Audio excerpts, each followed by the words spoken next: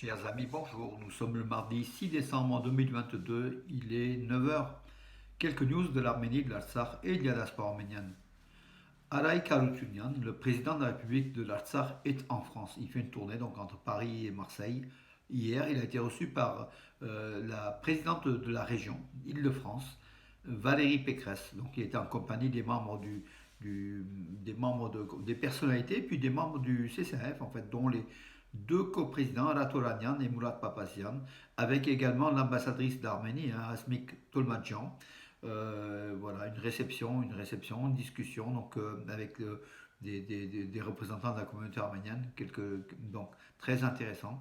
Effectivement, donc Araïka Altunian veut un peu que la cause de l'Artsakh se renforce et que le soutien donc, des autorités françaises, des régions notamment, derrière l'Artsakh puisse se renforcer avec aussi l'appui de la communauté arménienne de France, vœu louable pour les 125 000 Arméniens qui sont en territoire de l'Artsakh et qui sont, comment dirais-je, qui se posent beaucoup de questions sur leur avenir. Cet avenir-là, on doit quand même forger leur avenir, de faire en sorte que leur sécurité soit assurée dans cette République de l'Artsakh, République arménienne de l'Artsakh, menacée par bien sûr les hordes turco-azéries qui sont aux frontières, prêtes à jaillir, à bondir sur le dernier, le dernier territoire de l'Artsakh, les 40% du territoire de l'Artsakh qui reste encore aux mains des Arméniens.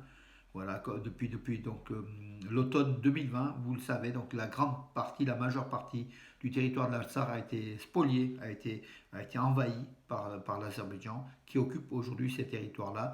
Reste à peu près 40% de ce territoire qui sont aux mains des Arméniens de la République donc, de l'Artsakh. Et Araïk Haroutunian est en France pour défendre cette cause. Bon, soutenons-le, soutenons-le. Euh, voilà, donc hier soir c'était la grande messe en fait de l'Eurovision, en fait, la féerie des Revan, vraiment organisée de maîtres dont seuls les Arméniens savent le faire, hein. Il faut quand même dire bravo à l'Arménie, bravo à l'organisation de cette grande fête de la féerie, de l'allumage du sapin de Noël géant de la place de la République, mais aussi de la cérémonie d'ouverture de l'Eurovision Junior 2022 avec présentation des candidats des 16 pays, chansons, enfin, c'était vraiment une magie. La magie de Noël s'était installée donc hier, place de la République à Erevan, devant des dizaines de milliers de spectateurs qui étaient venus, et puis des chaînes de télévision aussi qui diffusaient donc en direct cette grande fête de la lumière, fête du jeu, fête de la chanson, fête de la jeunesse, voilà. Une très belle cérémonie dont on a suivi en fait sur la chaîne publique d'Arménie. Vous pouvez voir aussi sur les sites d'Eurovision Junior, hein, toutes les vidéos et même sur mes pages Facebook, sur Armenius aussi. Vous pouvez voir cette très belle fête avec feu d'artifice, cette place de la République d'Erevan illuminée qui était magique hier soir. Et on suivra donc dimanche prochain donc le 11 décembre, en fin d'après-midi, sur France 2 ou sur la chaîne publique d'Arménie ou sur d'autres chaînes de télévision, en direct depuis Yerevan, les 20e Jeux de l'Eurovision, du concours de l'Eurovision de la chanson Junior, édition 2022. Voilà, donc une belle cérémonie. L'Arménie passera en 15e et avant-dernière position. Le tirage au sort a eu lieu donc hier aussi à Yerevan. Hein. Voilà, la première position, ce sont les Pays-Bas. L'Arménie passera en 15e position, avant-dernière, et puis dernière, 16e, l'Ukraine. Voilà mes amis pour cela. Donc Yerevan s'inquiète des projets de Bakou visant à isoler le Karabakh de l'Arménie. C'est ce qui a été déclaré hier par Alan Simonian, le président donc, du Parlement arménien, et au responsable du parti Contrat Civil, hier à Moscou, donc lors d'une réunion de l'OTC, l'Organisation de traité de sécurité collective. Entre-temps, cette organisation, donc le secrétaire général de l'OTSC, qui s'appelle ZAS en fait, hein, donc Stanislav ZAS, il a affirmé que tous les documents étaient prêts pour signer le projet de décision sur l'assistance à l'Arménie. L'assistance à l'Arménie, c'est quoi? C'est peut-être l'envoi des forces, les forces d'interposition de l'OTSCE, l'envoi aussi des soldats pour défendre aussi les frontières de l'Arménie. L'Arménie qui est signataire de l'OTSC, en fait, l'Organisation de traité de sécurité collective. voilà, qui attend depuis mai 2021, l'Arménie a été envahie dans la région de Sevlich, donc à l'est de la frontière arméno-azérie, a été envahie par des soldats azéris qui sont toujours aujourd'hui en place depuis mai 2021. Et en plus, au 13 septembre donc, 2022, l'Azerbaïdjan a une nouvelle fois envahi encore plus donc, la région de Chebmouk, d'autres régions d'Arménie. Au total, 140 à 150 km² de l'Arménie, de la République souveraine de l'Arménie, est aux mains donc, des Azéris. Et l'OTC n'a toujours pas réagi, a fait bien sûr, ZAS s'est rendu sur place pour constater les faits. Il y a eu beaucoup de constats, mais peu de faits. Donc là, l'OTC serait prêt, d'après ZAS, d'après son secrétaire général, à intervenir pour porter assistance à l'Arménie. Je dirais, il n'est pas trop tôt. Il n'est pas trop tôt. Donc en fait, l'Arménie attend cela. Donc on va voir dans les jours qui viennent la réponse de l'Arménie.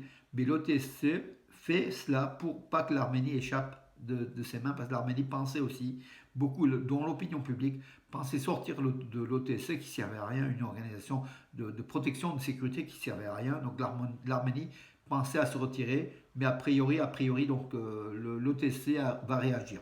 Voilà. Manœuvre des forces de l'Azerbaïdjan et de la Turquie, ça se passe en Azerbaïdjan, donc voilà, donc manœuvre importante, une nouvelle fois une menace dirigée contre l'Arménie. Entre-temps, donc, Lavrov, le ministre des Affaires étrangères de Russie, et son homologue azéri Bayramov sont vus autour de la question du Karabakh et puis de la question de la sécurité en fait, de la frontière de l'Arménie. Donc le chef de la diplomatie azéri a affirmé que le document de traité de paix entre l'Arménie et l'Azerbaïdjan serait prêt d'ici la fin de l'année, donc de ce mois-ci. Voilà. C'est la troisième édition en fait, de renouveler de ce traité de paix. L'Azerbaïdjan exige beaucoup de choses à l'Arménie. L'Arménie répond, n'est pas d'accord. Et puis voilà, on se renvoie un peu la balle. Un dossier est prêt, semble-t-il.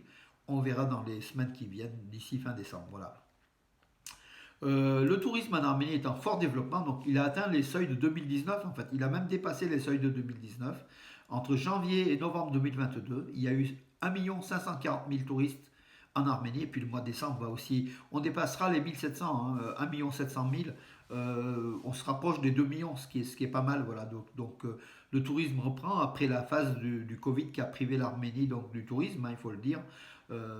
Parce que, par exemple, il convient de dire qu'en novembre 2021, on a eu 85 000 visites, donc indique contre beaucoup, pardon, en 2021, 85 000 visites, alors que là, en novembre 2022, on est à plus de 140 000, voilà, donc c'est important. Le tourisme étant un secteur économique important pour l'Arménie, voilà, donc mes amis, c'est aller en Arménie, faites prospérer l'économie arménienne par le tourisme, hein. En allant en Arménie, en dépensant ne serait-ce qu'un euro, c'est déjà quelque chose d'apporté dans les caisses de l'État arménien, voilà. Mais écoutez, j'en ai terminé pour aujourd'hui, on attendra les infos, donc aujourd'hui il y en a d'autres qui vont se développer. Je vous donne rendez-vous demain, bonne journée.